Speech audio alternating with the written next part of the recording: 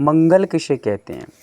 तो सभी ने पहले तो सुनी है, समझा ही है, पहले अपन पढ़ के आए हैं कि मंगल मम गाल्यति इति मंगलम।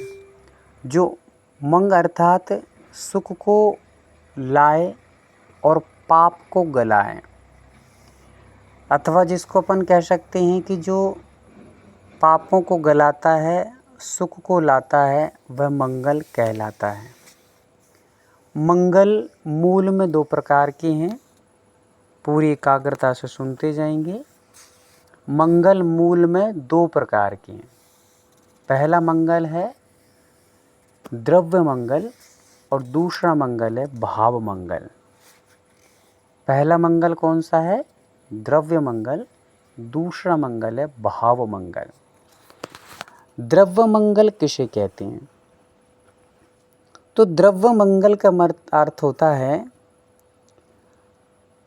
काय से और वचन से, मतलब जो धार्मिक क्रियाएं, जो पुण्यवर्धनी क्रियाएं बिना मन के, किसके? बिना मन के मात्र शरीर और वचन से की जाती हैं, वे सब द्रव्य मंगल कहलाती हैं। समझ में आ गया? जो पुण्य क्रियाएं बिना मन के मात्र शरीर और वचन से की जाती हैं, वे सब द्रव्य मंगल हैं। फिर उसके पश्चात भाव मंगल किसे कहते हैं? तो इसके अपोजिट चलते हैं। भाव मंगल का अर्थ होता है जो पुण्यवर्धनी क्रियाएं पूरे मन से की जाती हैं,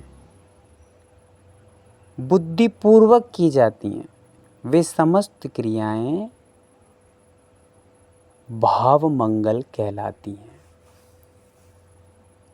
समझ में आ गया? चलिए अब हम लोग आगे समझते हैं। जी दीदी। हाँ एक मिनट। हाँ बता रहे हैं। मंगल मूल में दो प्रकार का होता है। एक होता है भाव मंगल और एक होता है द्रव्य मंगल। यहाँ तक तो आपने लिख ही लिया। हमने द्रव्य मंगल की पहली परिभाषा समझी। द्रव्य मंगल का अर्थ होता है बिना मन के, क्या? बिना मन के जो पुण्यवर्धनी क्रियाएं हैं, काय और वचनों से मात्र की जाती हैं, वे सब द्रव्य मंगल कहलाती हैं। एग्जाम्पल समझिए कि आप पूजन करने बैठे हैं या आप हीलिंग में बैठे हैं, भक्तांबर जी का अनुष्ठान कर रहे हैं आदि, तो उसमें मन नहीं लग रहा है, मात्र वचन से थोड़ा बोलते जा रहे हैं और शरीर से मान लो हाथ भी जोड़े हैं, तो बिना मन की जो शरीर से हाथ जोड़कर आप स्वाहा स्वाहा करते जा रहे हैं, मंत्र पढ़ते जा रहे हैं, शब्द पढ़ते जा रहे हैं, तो ये सब जो कायिक और वाचनिक क्रियाएं हैं, इनमें मन नहीं लगा है, बुद्धि नहीं लगा है, तो ये सब मंगल क्रियाएं तो हैं, पर ये द्रव्य मंगल है, इनमें भाव नहीं लगा है। तो इनसे हमें कुछ परसेंटेज पुण्य मिलेगा और वो पुण्य भी एकदम हल्का क्वालिटी का पुण्य मिलेगा।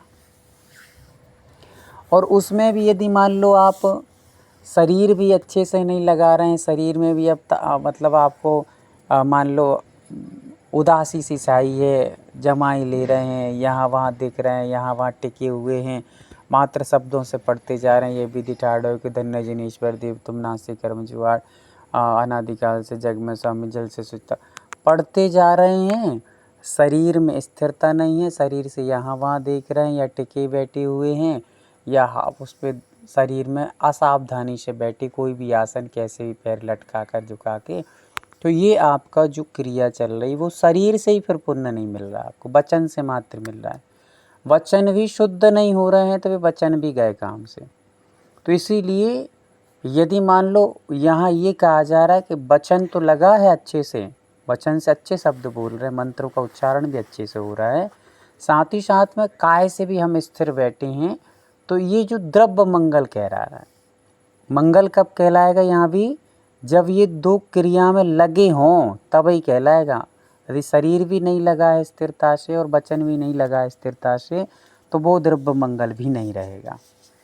तो यहाँ पर क्या कहा जा रहा है द्रव्य मंगल की परिभाषा, जो पुण्यवर्धनी क्रियाएं बिना मन के मात्र शरीर और वचनों से की जाती हैं वे सब द्रव्य मंगल के अंतर्गत आती हैं।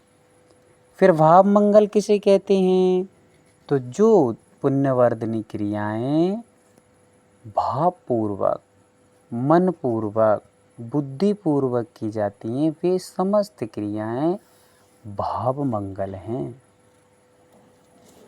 समझ में नहीं आया? आ गया। चलिए, तो अब ऐसे ही दो प्रकार का मंगल और कहा जाता है। कौन कौन सा है वो मंगल, तो एक है लौकिक मंगल, एक है पारलौकिक मंगल। एक है लौकिक मंगल, दूसरा पारलौकिक मंगल।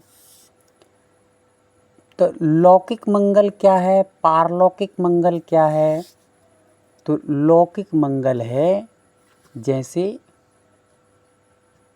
कभी किसी कार्य के लिए हम बाहर निकले और कुमारी कन्या दिख जाए, जो कुमारी का अर्थ है कि जो ब्रह्मचर्य को अभी धारण किए हुए है, विशुद्ध है, ऐसी कुमारी कन्या को कार्य के प्रारंभ में देख लेना भी शुभ माना जाता है। या फिर जब भी कभी अपन घट यात्रा वगैरह या धार्मिक क्रियाएं करते हैं तो उन कुमारी कन्याओं से अग्रिम पंक्ति में लेकर के कार्य संपन्न कराए जाती है, तो ये मंगल स्वरूप मानी जाती हैं। फिर वैसे ही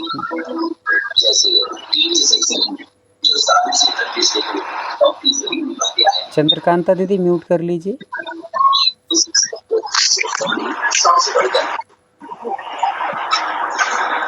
चंद्रकांता दीदी म्यूट करिए। हाँ चलिए, आवाज़ आ रही है?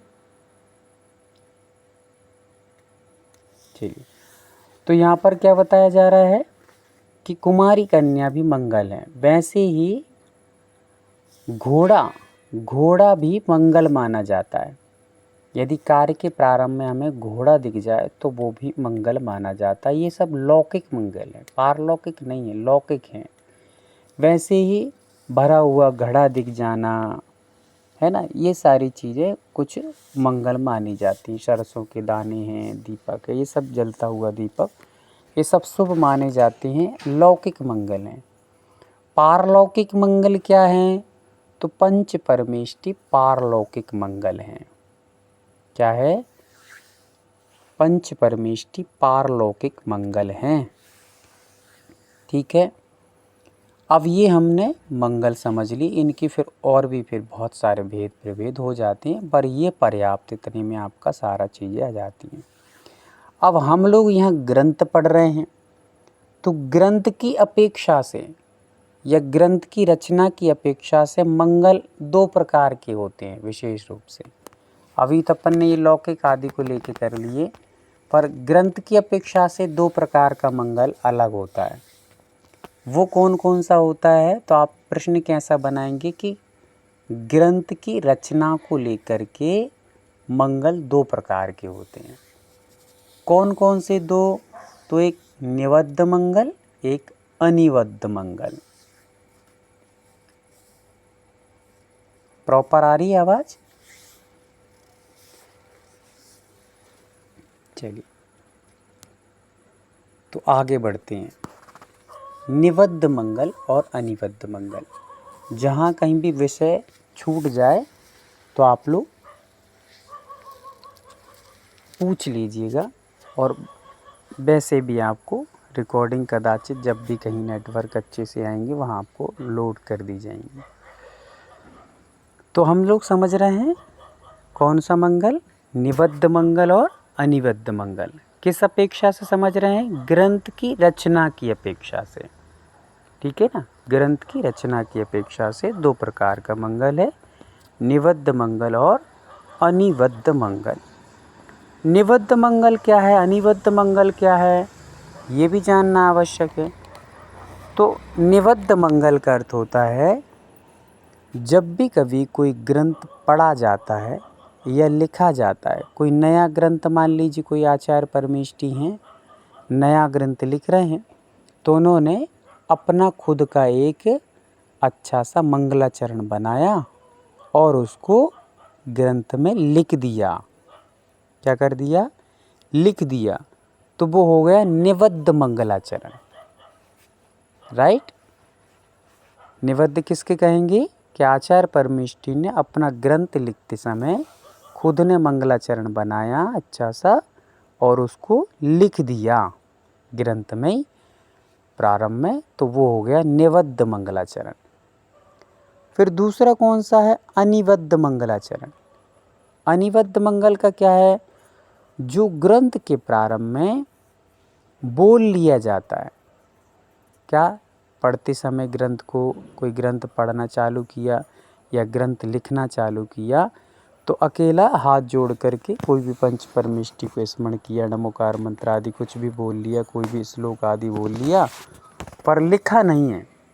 उस मंगलाचरण को निबद्ध नहीं किया गया है, मात्र मुख में उच्चारण कर लिया है, या तो उन्होंने अपना मंगलाचरण बोल लिया है या फिर कोई भी ग्रंथ का एक मंगलाचरण लेकर के बोला और ग्रंथ प्रारंभ कर दिया लिखना या पढ़ना, तो इसको कहते अनिबद्ध मंगलाचरण। समझ में आ गया? लिखा नहीं गया है, मात्र बोल लिया है। और दूसरा निबद्ध में क्या किया था? वो लिख भी दिया है ग्रंथ में।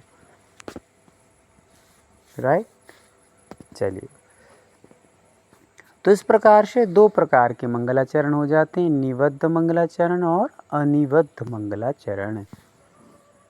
लगभग आप लोगों को समझ में आ गया होगा, और नहीं आया हो तो फिर एक बार आप पूछ सकते हैं।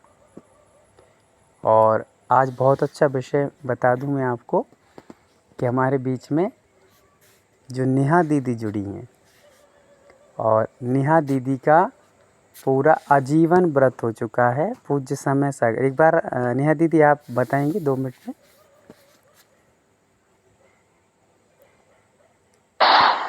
वंदना भैया जी।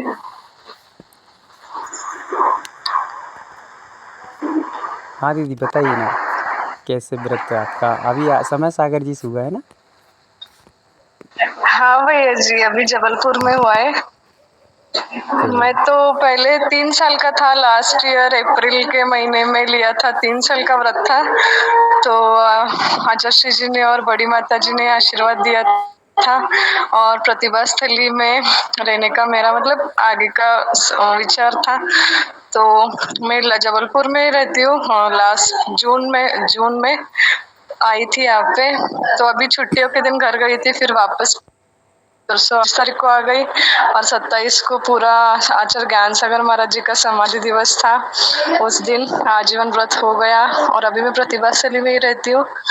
फिर आगे अभी बीएड की पढ़ाई चल रही है 1 साल, फिर नेक्स्ट ईयर पूरी हो जाएगी पढ़ाई। चलिए, बहुत वंदना भैया बहुत जी। सारा शुभकामनाएं, बहुत सारी आपको बधाइयाँ। आप जिस मार्ग में बढ़ी हैं, बहुत ही उत्तम, सर्वश्रेष्ठ और उत्तम चर्या का पालन करती हो। आप शीघ्र ही अपने गंतव्य को प्राप्त करें, ऐसा हम लोग खूब अनुमोदना करते हैं। हम लोगों को भी शीघ्र हम लोग का मार्ग सबका एक साथ प्रशस्त हो, और हम सब एक दिन आचार्य विद्यासागर जी के समूह शरण में गणधर आदि बन करके बैठे हों, ऐसी हम लोगों की भावना है। आपका जो व्रत हुआ है, बहुत बहुत शुभकामना, आपको बहुत बहुत बधाई। चलिए, तो ऐसी ही अपनी दीदी भी आज जुड़ी हैं और डेली जुड़ती हैं, और देखिए बीएड की अध्ययनरत हैं, फिर भी वो जुड़ रही हैं।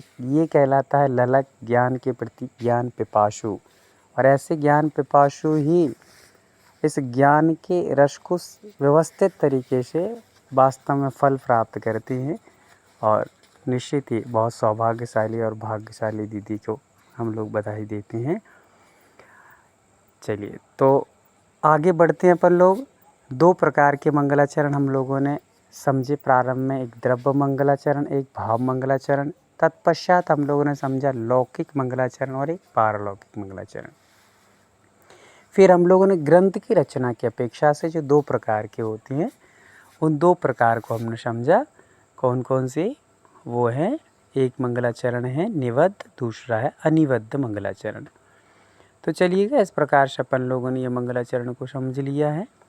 अब हम लोग ग्रंथ को आगे बढ़ाते हैं। एक बार उच्चारण फिर से मैं कर रहा हूँ, फिर आप लोगों को कर लेना है। आप लोग खुद अपने आप से उच्चारण अच्छा करना सीखें। और आपको इसकी पूरी वीडियो भी, वैसे अलग से भी वीडियो तैयार की जा रही हैं, और इस वीडियो को पूरा अनिवार्य साथ में किया जा रहा है। और इसमें हमारा सहयोग दे रही हैं हमारी रेणु दीदी, जो बहुत अच्छे से अनिवार्य करके वहाँ से बेचती हैं, और मैं अनिवार्य को वहाँ पे वीडियो में पूरा एडिट करता हूँ। इसलिए रेणु दीदी का भी खूब खूब धन्यवाद दीदी, आभार। और बहुत अच्छा निरंतर स्वाध्यायरत रहती हैं रेणु दीदी भी इतनी उम्र में। बहुत ही सराहनीय कार्य है दीदी का। तो इस प्रकार से उस कार्य को भी निरंतर किया जा रहा है, जैसा भी जब भी टाइम मिलता है तो चल रहा है काम। यहाँ पर हम लोग उच्चारण करते हैं जीव मजीबम दब्बम। दीदी आप स्क्रीन शेयर, हाँ देखिए स्क्रीन शेयर करके रखी है, आप देख सकते हैं। जीव मजीवम दब्बम जिणवर वसहेण जैन निदिठम देविंदविंदवंदम वंदे तम सौवदा शीर्षा। ये श्लोक का यहाँ पर एक चीज़ और यहाँ पर खुलासा होती है। जब भी कभी हम लोग संस्कृत को पढ़ते हैं तो संस्कृत में जैसे हमने भक्तांबर जी पढ़ा, या संस्कृत में हमने कल्याण मंदिर एक ही भाव पढ़ा, तो ये सब या तो हम लोग जैसे रत्न कर्णक श्रावकाचार्य ग्रंथ पढ़ते हैं, तो ये संस्कृत के जो होते हैं, जो पद्य लिखे जाते हैं, वे सब श्लोक कहलाते हैं। और प्राकृत की जो पद्य होते हैं उनको गाथा कहते हैं। ये इतना अंतर रखना है। ये जो ग्रंथ हम पढ़ रहे हैं ये प्राकृत भाषा में लिखा गया है, और प्राकृत भाषा की ये गाथा है, इसको श्लोक नहीं कहेंगे। संस्कृत में होता तो हम इसको श्लोक कहते हैं। रत्न कर्नाटक श्रावकाचार्य जो ग्रंथ है उसमें श्लोक कहेंगे, और ये गाथाएं हैं। चलिए, तो जैसे नमोकार मंत्र को पढ़ते हैं वैसे यहाँ पर अपन लोग पढ़ेंगे। जीवम जीवम दब्बम जिणवर वसहेण जैन नितिष्ठम देविंदविंदवंदम वंदे तम सौवदा शीर्षा। जीव, उसमें से जब हम लोग तोड़ेंगे तो जीवम अजीवम निकलेगा। तोड़ने पर क्या निकलेगा? जीवम अजीवम दब्बम। एक एक थोड़ा थोड़ा सा उच्चारण करने का प्रयास करेंगे। सम्मेद भैया जुड़े हैं क्या? सम्मेद भैया जुड़े हो तो एक बार थम्स अप करेंगे। शायद सम्मेद भैया जुड़े नहीं हैं। कोमल भैया जुड़े हों तो थम्स अप करेंगे। हाँ जुड़े। कोमल भैया आप एक बार उच्चारण करके सुनाइए।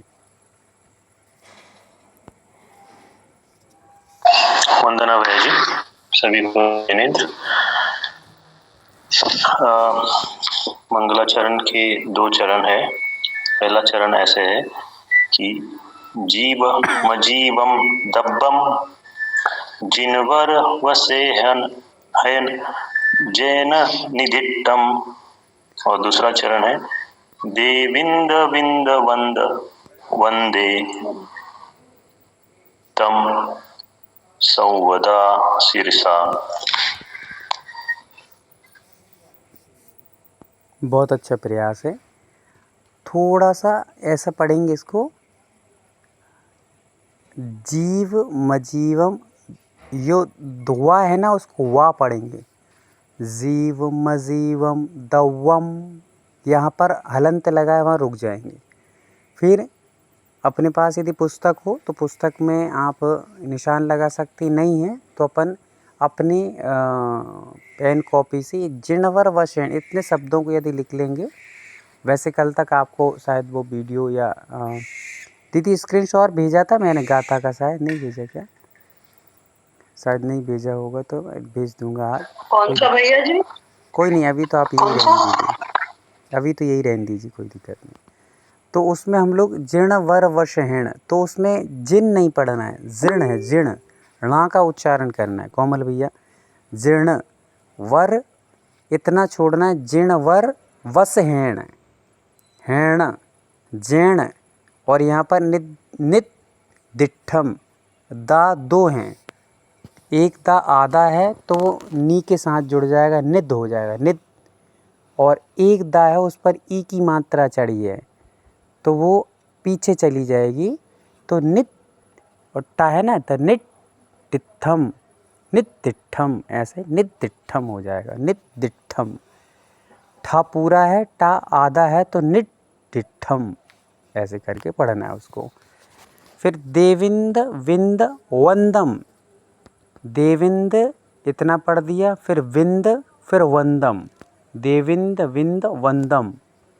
फिर उसके बाद पढ़ना वंदे तम सव्वदा शिरसा, और 2 चरण नहीं, इसमें 4 चरण होते हैं। एक गाथा हो श्लोक हो, उसमें 4 चरण हैं। जीव मजीवम दब्बम, ये 1 चरण हो गया। फिर जिणवर वसहेण जैन निदिठम, ये 2 चरण हो गए। देविंद विंद वंदम, ये 3 चरण हो गए। वंदे तम सव्वदा शिरसा, ये 4 चरण हो गए। अब समझिए, हम लोग जीव मजीवम दब्बम 2 द्रव्यों को समझ रहे हैं। यहाँ पर आचार्य भगवान ने 2 द्रव्यों का कथन किया है। दब्बम, पूरी गाथा का अर्थ तो हम लोग समझेंगे, पहले एक शब्द का अर्थ समझते हैं दब्बम, क्योंकि यहाँ से द्रव्यों का ही चर्चा प्रारंभ होने वाली है। द्रव्य किसे कहते हैं? तो द्रव्य सद्द्रव्य लक्षणम, ये आपको तत्वार सूत्र में एक सूत्र मिलेगा, तत्वार सूत्र के अंतर्गत एक सूत्र आया है। अथवा गुण पर्यायवत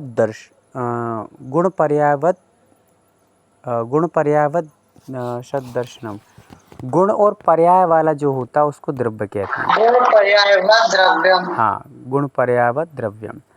तो गुण और पर्याय वाला जो होता है उसको द्रव्य कहते हैं। अर्थों को बहुत अच्छे से समझ के चलना है। गुण और पर्याय, गुण प्लस पर्याय इज इक्वल टू द्रव्य। तो गुण और पर्याय जिसमें पाई जाती हैं वो द्रव्य कहलाता है। ये आपको एकदम बहुत संक्षिप्त और बहुत सुंदर परिभाषा बनती है कि जिसमें क्या पाए जाती हैं, गुण और द्रव्य, गुण और पर्याय, ये 2 चीज़ें पाई जाती हैं, उसको हम कहते हैं द्रव्य। अथवा जो उत्पाद वय और ध्रुव जिसमें पाई जाती हैं वो कहलाता है द्रव्य। आवाज़ नहीं आ रही? आ रही? फिर ये उल्टे। चलिए प्रीति दीदी, कुछ प्रॉब्लम है, कुछ पूछना है क्या?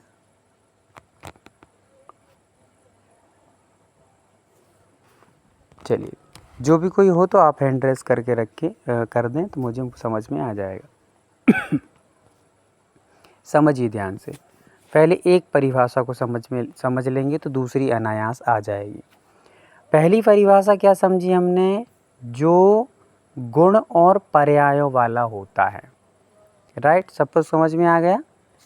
एक बार थम्स अप करेंगे सब लोग यदि समझ में आ गया। तो द्रव्य किसे कहते हैं? जो गुण प्लस पर्याय इज इक्वल टू द्रव्य। तो जो गुण और पर्याय वाला होता है उसे क्या कहते हैं? द्रव्य कहते हैं। अब देखिए, 2 चीज़ों को मिलकर द्रव्य बना है।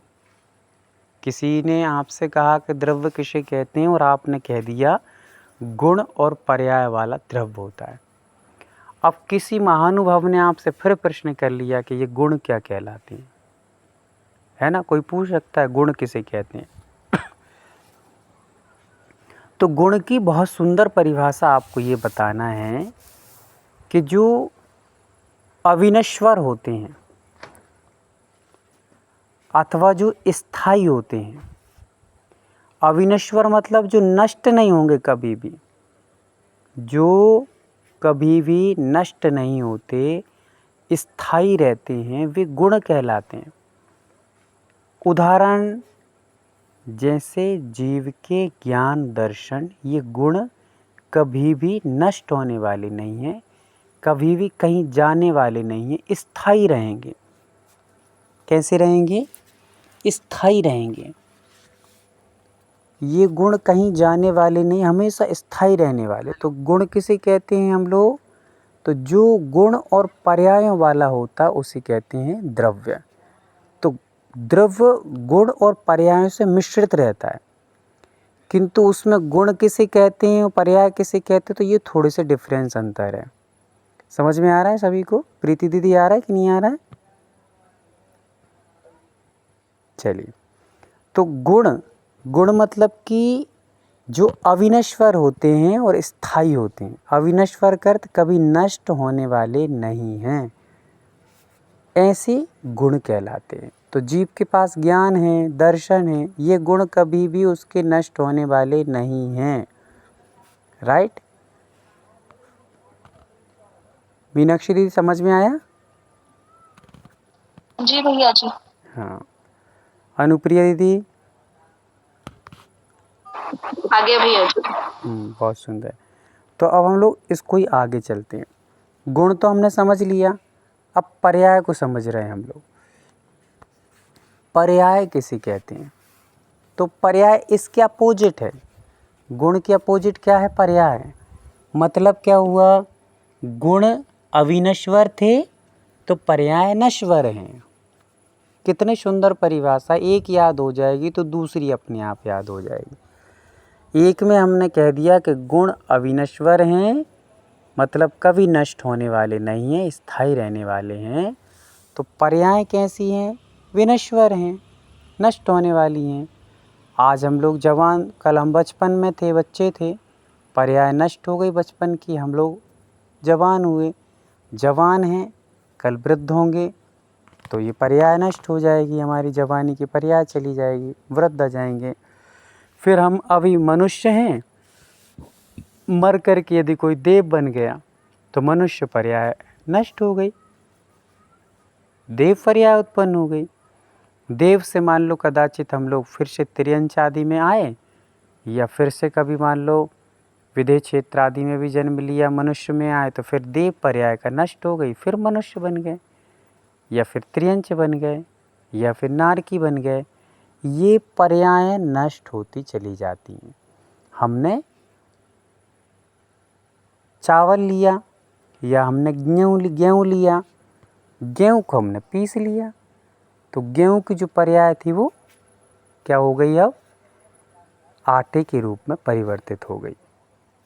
हुई ना? पर्याय चेंज हो गई। फिर वह आटे से हमने पानी डाल दिया और उसको गूंथ लिया, और गूंथ करके हमने जो भी आपको अच्छा लगता है वो बना लो। मैं क्यों बताऊंगा? जो आपको अच्छा लगे, आपको रोटी अच्छी लगती रोटी बनाइए, बाटी अच्छी लगती बाटी बना लो, आपको ये पराठा अच्छा लगता है पराठा बना लो, यदि कुछ अच्छा नहीं लगता तो पानी डाल के पी लो। कौन टेंशन लेती ज़्यादा बना बनी की? तो जैसा भी है पर्याय चेंज हो जाएगी। रोटी बना ली तो आटे की जो पर्याय थी वो आटे के रूप में नहीं रही, अब रोटी के रूप में हो गई, कोई पराठे के रूप में हो गई। तो पर्याय क्या होती हैं? चेंज होती हैं, परिवर्तन होती, नष्ट होती हैं। किंतु गुण कभी भी क्या नहीं होने वाले? नष्ट होने वाले नहीं हैं। समझ में आ गया? गुण और पर्याय के बारे में संक्षिप्त में अपन ने बहुत अच्छे से यहाँ पर समझ लिया है। गुण किसे कहते हैं और पर्याय किसे कहती हैं, ये हो गया। फिर जीव के बहुत विशेष गुण होते हैं, एक सामान्य गुण होते हैं, अस्तित्व अस्तित्व आदि। तो इसके बारे में भी अपन लोग समय पे कभी चर्चा करेंगे। जब अपन लोग न्याय ग्रंथ आदि को पढ़ेंगे तो ये भी चर्चा करेंगे। अभी फ़िलहाल में इतना मुझे पर्याप्त लगता है कि इतने में आप समझ जाएंगे कि गुण और पर्याय क्या होती हैं। फिर भी कभी और टाइम मिलेगा तो अपन इनको विशेष रूप से भी समझेंगे, पर आज के विषय को लेकर के इतना समझना हमारा पर्याप्त हो जाता है। चलिए, अब मैंने जो जो चीज़ें पढ़ाई हैं उनमें से थोड़ा सा मैं रिवीजन के तौर से आपसे पूछूंगा, ताकि ऐसा ना हो कि आप लोग सो रहे हैं और हम कहते जा रहे हैं कि आ रहा है, तो अपन ने हाथ एक दबा दिया कि हाँ आ रहा है और बढ़िया लेटे रहो। तो चलिए शुरुआत करते हैं, और शुरुआत करते हैं हम लोग। रतन दीदी बताइए, द्रव्य किसे कहते हैं?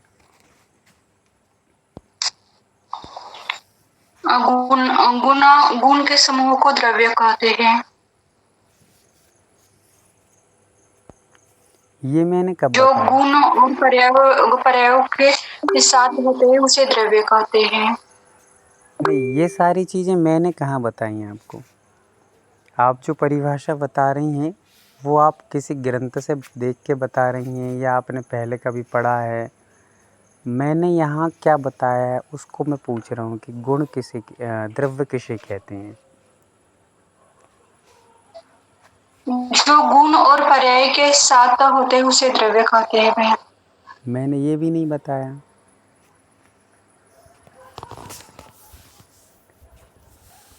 चलिए कोई बात नहीं, आपकी परिभाषा एकदम सटीक है, बहुत अच्छी है, इसमें कोई दिक्कत नहीं है।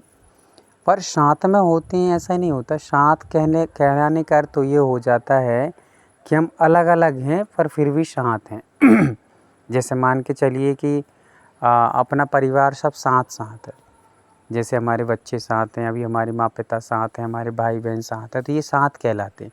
साथ होने के बाद भी ये अलग अलग ही हैं, किंतु पर्याय और द्रव्य, पर्याय और गुण ये द्रव्य से भिन्न नहीं है, साथ नहीं है। ये द्रव्य किसे कहते हैं? जो गुण और पर्याय वाला होता है उसे द्रव्य कहते हैं। साथ होना अलग है और वाला होना अलग है। समझ में आ रहा है? इसलिए आप ये कहेंगी ना कि गुण और पर्याय वाला है, साथ है, तो साथ तो फिर अलग अलग हो जाएगा। यहाँ हम ये कहेंगे कि जो गुण और पर्याय वाला होता है, जिसमें अंदर ही समाहित हैं, गुण भी हैं और पर्याय भी हैं, दोनों जिसमें एक साथ रहती हैं, पाई जाती हैं, वही द्रव्य है। ठीक है, इसलिए ये परिभाषा को चेंज करें। जहाँ से भी आपने पढ़ा हो, जहाँ से भी आपने याद किया हो, उसको डिलीट कर दें और ये परिभाषाओं को जो अपन ने समझा है उनको लिखने का प्रयास करें, ताकि आपको आगे कभी क्लास लेने का भी अवसर मिलने वाले हैं तो वो समय आप इन चीज़ों को थोड़ा व्यवस्थित पढ़ाने का प्रयास कर पाएंगे। भैया जी मैं 5 मिनट में आ रही हूँ। हाँ दीदी, ठीक जी दीदी जी। तो अब आप लोग यहाँ टीटीसी कोर्स कर रहे हैं, टीचरिंग का कोर्स कर रहे हैं। आप लोगों को सबको एकदम व्यवस्थित चीज़ों को समझना है। आपको नहीं आए कोई चीज़ तो आप 5 बार पूछिए, 10 बार पूछिए, कोई दिक्कत नहीं है। पर अपने तरफ से कोई भी चीज़ों को बताने का या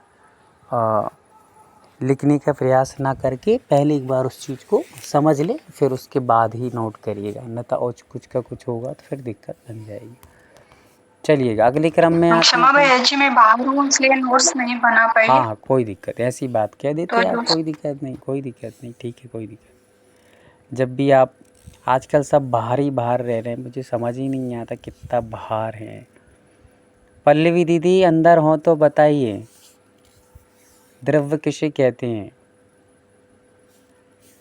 गुण प्लस पर्याय, मतलब गुण और पर्याय जहाँ पे पाए जाते हैं उसे द्रव्य कहते हैं। हाँ बहुत अच्छा, एक बार और बताइए।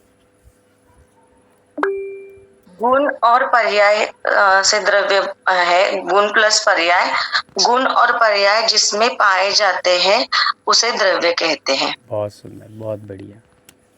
तो प्लस दोनों को मिला करके द्रव्य बनता है ना। जैसे अपन लोग माइनस और प्लस मिल करके करेंट बनता है, अर्थ और क्या बोलते हैं उसको, अर्थ और फेस मिल करके करेंट होता है, वैसे ही हम लोग यहाँ पर दोनों चीज़ों को मिल करके ही द्रव्य बनता है। बहुत सुंदर। अगले क्रम में हम आते हैं और अगले क्रम में अब बताएंगे। अनुप्रिया दीदी बताइए कि मंगल कितने प्रकार के होते हैं?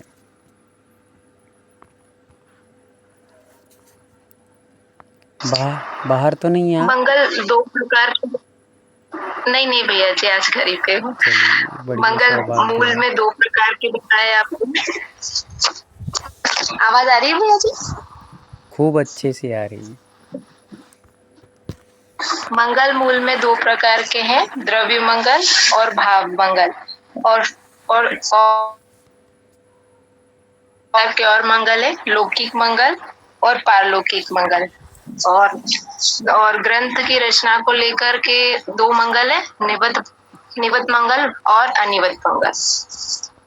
बहुत सुंदर, बहुत बढ़िया।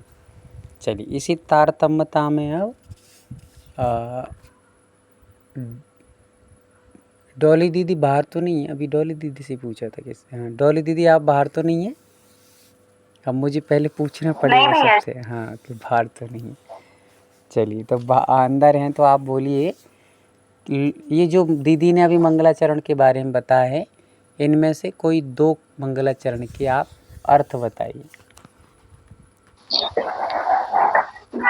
मूल में 2 प्रकार के मंगलाचरण हैं, द्रव्य मंगलाचरण और भाव मंगलाचरण। द्रव्य मंगलाचरण में जिसमें कि काया और वचन से पुण्यवर्धनी अपन धार्मिक क्रियाएं करते हैं, लेकिन बिना मन से, जिसमें कि सिर्फ शरीर और वचनों से की जाती है, उसे द्रव्य मंगलाचरण कहते हैं।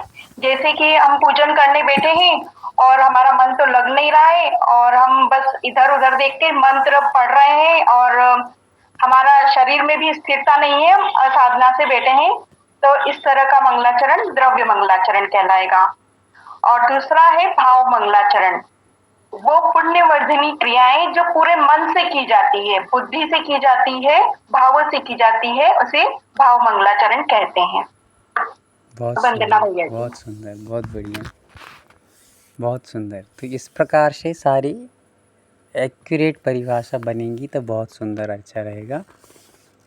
चलिए, इसी तारतम्यता में अपन लोग, श्रुति दीदी आप यदि अंदर हो तो 2 मंगल और बताए थे, उनकी परिभाषाएं यदि आपको स्मृति में हो तो बता सकते।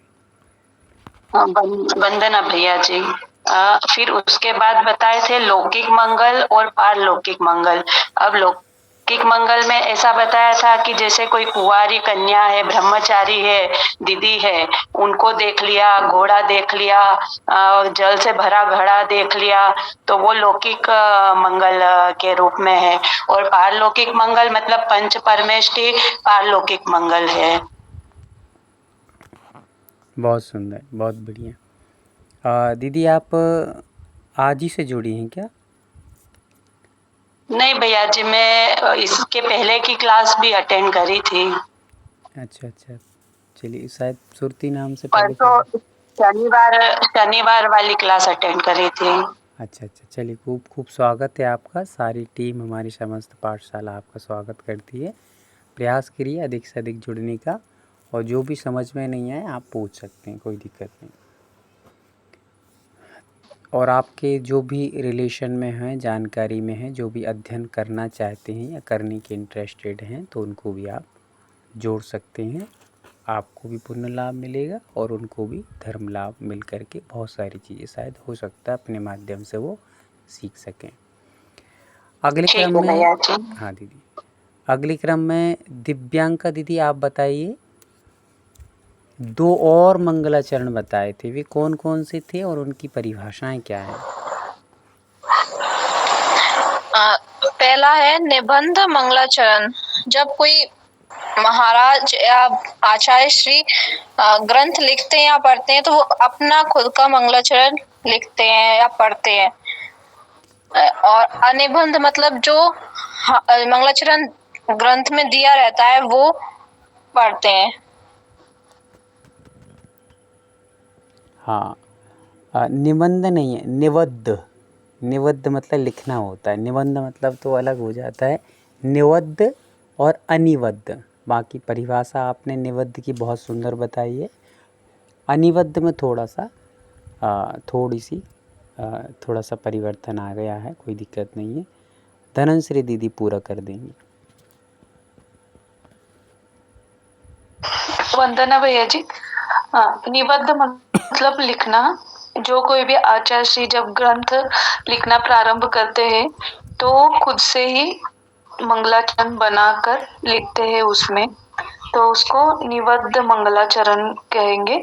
और अनिबद्ध मंगलाचरण मात्र उच्चारण करते हैं उस मंगलाचरण का, और उसमें वो जो ग्रंथ लिख रहे हैं उसमें उसको नहीं लिखते, या तो फिर कोई दूसरा मंगलाचरण लिखते हैं, खुद से मंगलाचरण नहीं लिखते।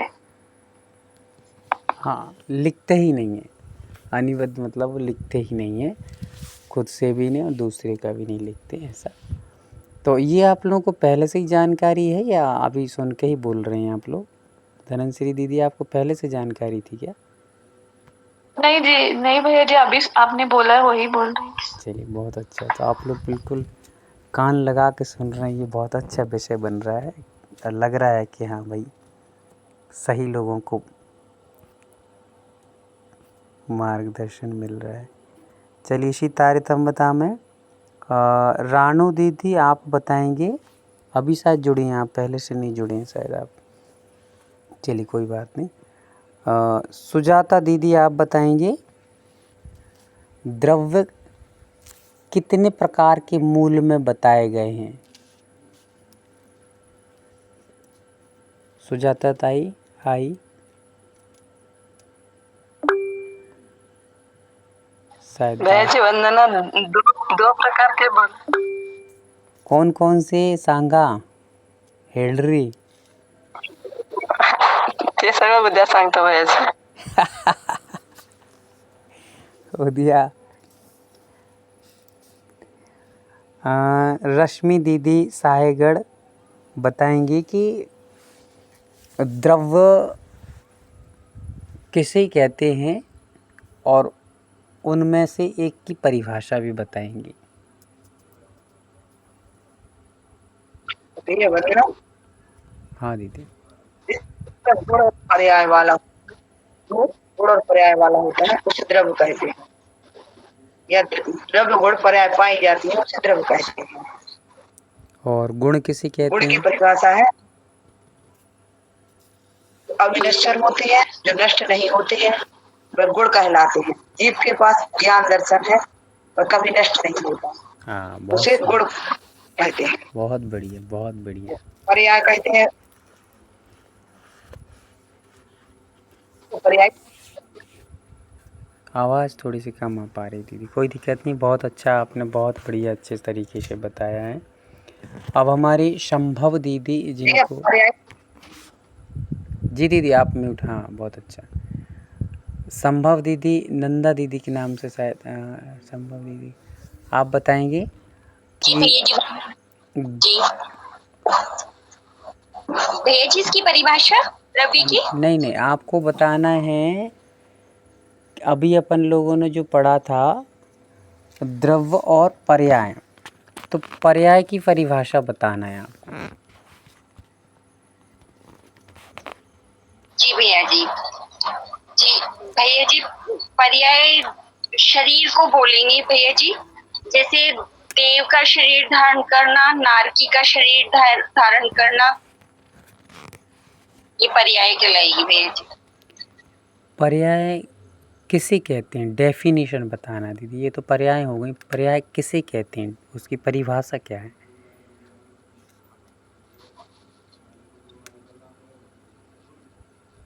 चलिए, कोई बात भैया नहीं। जी। हाँ। जी जी। बाहर हैं क्या आप भी दीदी? नहीं भैया जी, नहीं हूँ। अच्छा, कोई बात नहीं। थोड़ा सा नोट शायद नहीं बना पाए होंगे आप, बना लीजिएगा जब भी समय मिले। नहीं भैया जी, नहीं आ रही। कोई दिक्कत, आराम से। माफी चाहूँ। नहीं, माफ़ी कोई बात नहीं। ऐसे शशि दीदी आप बताएंगे, शशि दीदी पर्याय किसे कहते हैं?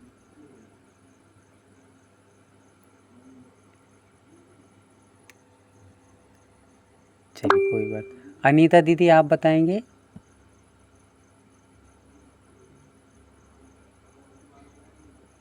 अनीता दीदी को भी आवाज़ नहीं आ रही। नंदा दीदी आप बताएंगे।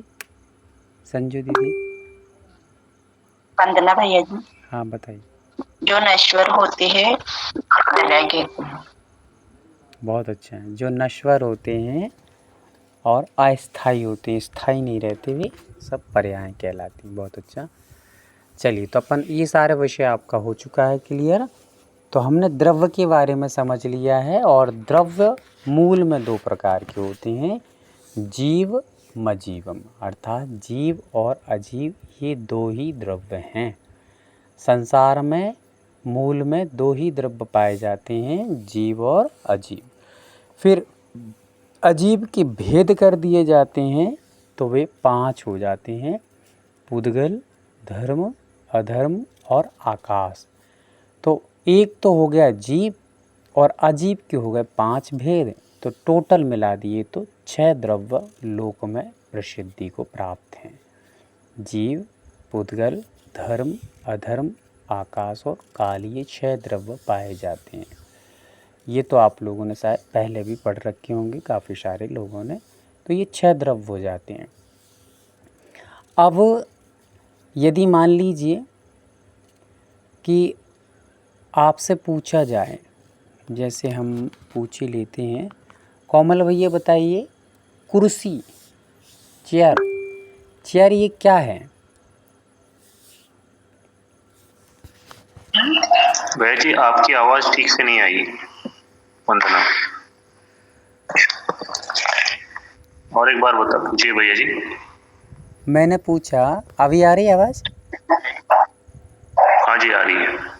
मैंने पूछा कि जो कुर्सी है, कुर्सी, चेयर, वो क्या है? चेयर ये पुद्गल है भैया जी। अजीब नहीं है? ये अजीब अजीब द्रव्य है। तो पुद्गल नहीं है?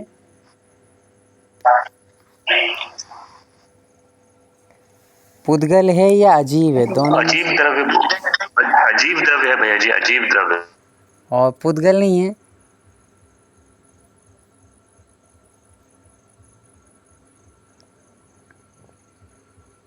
भैया जी जैसे हम शरीर को पुद्गल कहते हैं, नहीं वो पुद्गल नहीं है भैया जी, अजीब है इसलिए पुद्गल नहीं है।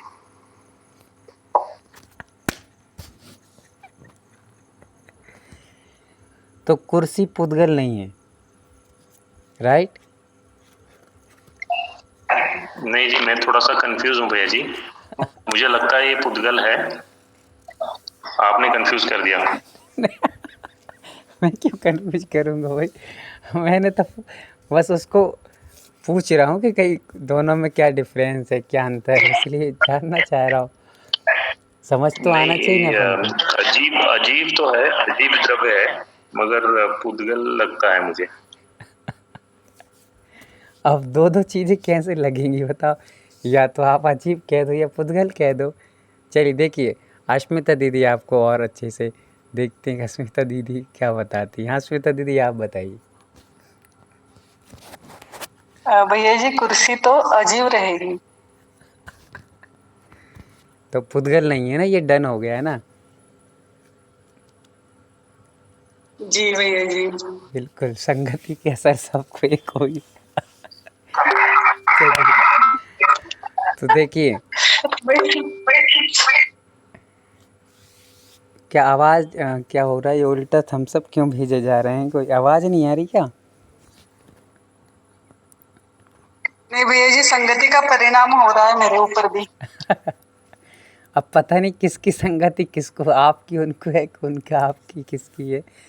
चलिए देखिए, समझिए ध्यान से, इसीलिए ये पूछे जा रहे हैं कि आप इन चीज़ों को समझ सकें कि हम किसकी चर्चा कर रहे हैं और अजीब के 5 भेद क्यों किए गए हैं और उसका क्या रीज़न है, क्या एम है, तो अपन उसको समझते हैं। देखिए अब धीरे धीरे करके और सबका नंबर आ रहा है। दिव्यांका दीदी आप बताइए कि कुर्सी क्या है, पुद्गल है या अजीब है? अजीब है। अजीब, ये बात। चलिए हो गया आपका डन, पक्का? जी भैया जी। चलिए खूब खूब। भैया जी वंदना, थोड़ा सा मैं इंटरप्ट कर रहा हूँ यहाँ पे। आपने 5 भेद बता तो दिए अजीब के, उसमें पुद्गल पहला है।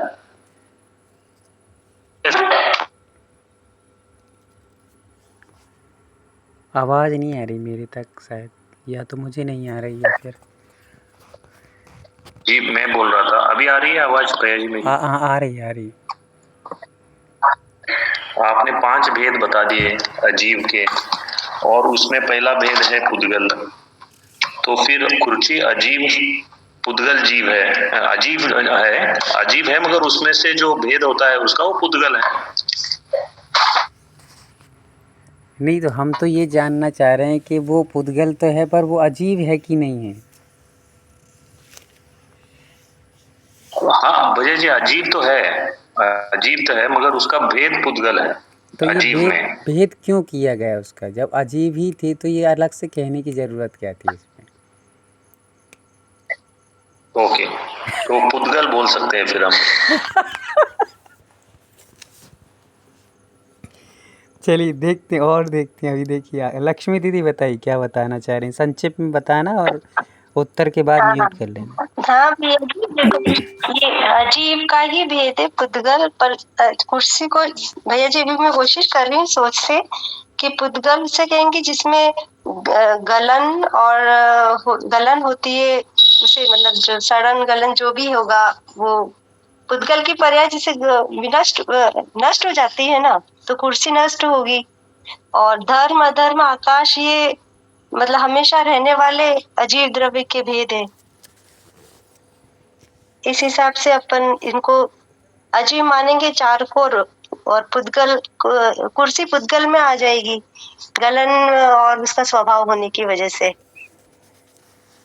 चलिए कोई बात नहीं, प्रयास आप भी करिए अच्छे से। और पुद्गल मतलब जो गलता है, मतलब जो गलता, इसका जो मीनिंग है ना, ठीक है पुद्गल मतलब जो गलन। अभी आप अभी ये सब मत बताइए, अपन तो अभी इतना बस पूछ रहे हैं, गलना सड़ना तो है ही, ठीक है, तो वो तो ठीक है, पर अभी इतना बस कंफर्म करना है कि वो भैया जी पर अजीब और पुद्गल तो अजीब के ही भेद है ना ये तो भैया जी 5। तो पुद्गल को अपन कुर्सी को पुद्गल मान सकते हैं।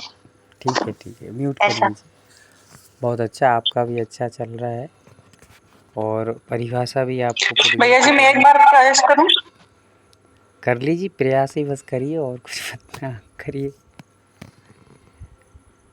भैया जी कुर्सी जैसे अजीब है और पुद्गल भी है। पुद्गल जो है वो नश्वर होता है, उसकी पर्याय जो होती है वो नष्ट हो जाती है, तो इसीलिए जो कुर्सी है वो अजीब भी है और पुद्गल भी है, और अजीब है इसलिए भी पुद्गल है।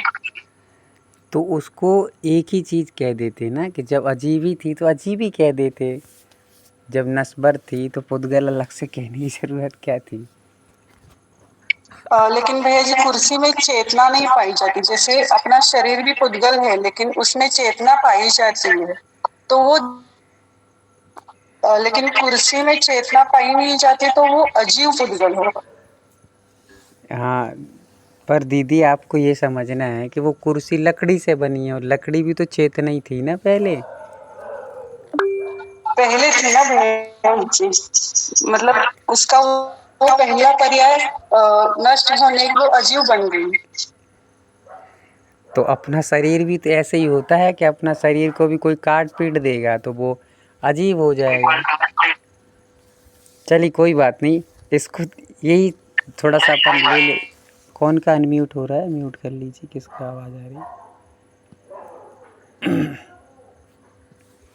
समझेंगे धीरे धीरे, सब चीज़ों को समझ में आने लगेगा। ये इसीलिए आपको कंफ्यूज किया गया है कि ताकि आपको कभी आगे चल के कोई विद्वान की संगति मिल जाए, कोई आपको पढ़ा लिखा व्यक्ति अच्छा समझदार मिल जाए और फिर आपको वो घुमा दे तो आप उसमें घूम ना जाएं। इस कारण से आपको मैं ही अभी से घुमा के सही करना चाहूँगा। इस चीज़ को अपन लोग कल पुनः बैठेंगे अच्छे से और समझने के लिए, एक एक चीज़ को समझते जाएंगे ताकि क्या होता है गुण और क्या पर्याय होती है। हाँ, आज क्या नाम, रेणु दीदी आप कुछ कहना चाह रहे हैं? भैया जी मैं भी इसी को उत्तर बता रही थी कि पुद्गल क्यों बताया। अजीब तो है लेकिन पुद्गल उसको बताया क्यों है? हाँ, क्योंकि उसमें भी स्पर्श रस गंध वर्ण पाया जा रहा है, इसलिए उसको पुद्गल कहा। स्पर्श का देखेंगे छू करके तो कड़ा है, उसमें गंध भी है, उसमें रंग भी है, उसमें रूप भी है, तो इसलिए हमने उसको गल लिया है अजीब तो है। बहुत अच्छा दीदी, अपन क्या है कि इसीलिए मैं ऐसे मतलब जो अपने नए लोग जुड़े हैं, जो अभी परिचित नहीं हैं, उन लोगों को अपन इन चीज़ों को थोड़ा सा व्यवस्थित करना चाह रहे हैं। और जो भी दोपहर में भी आवाज़ आ रही मेरी आपको? हाँ, दोपहर में भी जो भी दीदियाँ पढ़ा रही हैं, चाहे वो अपनी शीतल दीदी हों, मीनाक्षी दीदी हों, अथवा अस्मिता दीदी हों, अनुप्रिया दीदी हों, धनश्री दीदी हों, जो भी पढ़ा रहे हैं, उनको इतना विशेष ध्यान रखना है कि पुराने लोग जो भी हैं उनसे अपन को कभी कभी पूछना है। जो नए लोग आए हैं उन लोगों को ही चांस देना है और उनसे ही पूछना है, और उनको भी घुमा घुमा के पूछना है सारी चीज़ें। अपन यदि पुराने लोगों से पूछते जाएंगे तो बेचारे वो नए लोग कुछ नहीं समझ पाते हैं। इसलिए आप पुराने लोगों को बिल्कुल स्टॉप करके रखिए, जुड़ेंगे अच्छी बात है, और उनको समय समय पे अवसर भी दीजिए बोलने का, पर बहुत सारा बोलने का अवसर नहीं देना है, अन्यथा नए लोग फिर कभी कोई सीख नहीं पाएंगे। बहुत सारे विद्वान अपने बीच में जुड़ जाते हैं, तो वो उनको ज़रूरी भी है 1-2 जन रहना चाहिए क्लास में, ताकि हम कभी मान लो कुछ काम से गए तो उनको दे गए, कभी इनको, तो आपस में मिलजुल करके सारे काम करना है। पर पूछने का जब भी हो तो नए लोगों से ही पूछना है, पुराने लोगों को होल्ड करके जब कभी अवसर मिले कि अब दीदी 5 मिनट आप भी बता दीजिए, तो दीदी आप भी 5 मिनट बताइए, तो अपन को उस समय कार्य लेना है। ठीक है, जो भी पढ़ाते हैं वो ध्यान देंगे। क्योंकि दोपहर में मैं जुड़ा था, कदाचित आज हम लोग की उच्चारण की क्लास नहीं हो पाई है, बहुत वीक नेटवर्क हो गया तो उस समय पता नहीं क्या से क्या हुआ। पर जब भी वो 2 क्लासें चली उसमें मैं जुड़ा, तो अपन लोग जब भी कोई प्रश्न पूछते हैं तो अपने पुराने लोग हैंड रेज़ करते हैं और अपन उनसे ही पूछ लेते हैं, तो वो नए के नए लोग बेचारे लटके ही रह जाते हैं। और ये अपने, तो अपन को उनसे ही पूछना है, पुराने लोगों को। हैंड रेज़ करने के लिए भी अपन मना करेंगे कि आप हैंड रेज़ नहीं करेंगे, नए लोगों को हैंड रेज़ करवाइए और उनसे ही कहिए। फिर जब किसी से नहीं बने और अपन को लग रहा है कि ये दीदी अच्छे से एक्सप्लेन कर सकती हैं, तो उनको एक टाइम सीमित करके कि दीदी आप संक्षेप में इनको बताने का प्रयास करें। तो इस प्रकार से तालमेल बना के चलना है, और सबको नियम बताना है कि बीच में कोई नहीं बोलेगा, चाहे पुराने हों या नए हों, कोई भी बीच में नहीं बोलेगा। जब हम नाम लें तब ही बोलना है, और बहुत अधिक मात्रा में नहीं बोलना है संक्षेप में। तो ये सारी चीज़ों को लेकर के पढ़ाएं, नए लोगों को लेकर आएँ। चलिए, तो अपन कल इस विषय पे समझेंगे कि जीव और पुद्गल और जीव क्या चीज़ होती हैं, ये इनके भेद क्यों किए गए हैं। इन चीज़ों का अपन कल जितना भी कन्फ्यूजन है वो सब कल समझ लेंगे। आज के लिए पर्याप्त हुआ। अपन जिनवाणी